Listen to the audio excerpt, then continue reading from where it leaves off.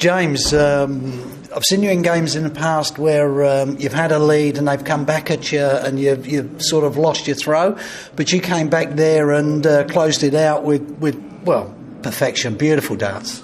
Yeah, it's not quite the vintage of James Wade as it was a few years ago, but as I said on several occasions, I'm really happy now. I've got a great wife, got a great home life, which is probably a negative, really, because before I wasn't very happy and all I wanted to do was get away and play darts. So, but a lot of the personal crap is behind me now, and I'm enjoying things and realising how lucky I am to do what I do, and sometimes you forget how lucky you are. Well, we've seen you up on stage a few times where you've really looked like you've been suffering with your throw and everything else, but you go up there now and there's the hint, just the hint of a smile.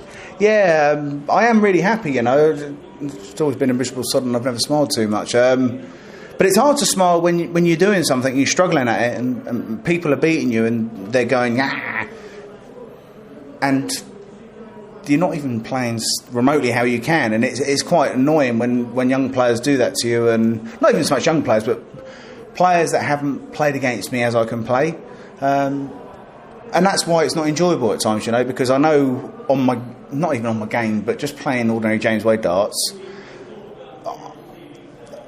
I'm quite an unconfident person, but I know I can wipe the floor with most people, quite easily without getting out of third or fourth gear. So that's at times why I'm not enjoying it so much, and because I haven't been good enough, and there's nothing more frustrating when you're not good enough at something when you know you are good enough. Well, we look forward now into the final night, semis and finals looming, obviously.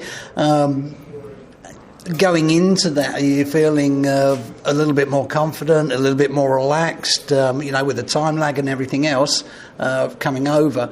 Are you feeling a bit more settled with what's coming up?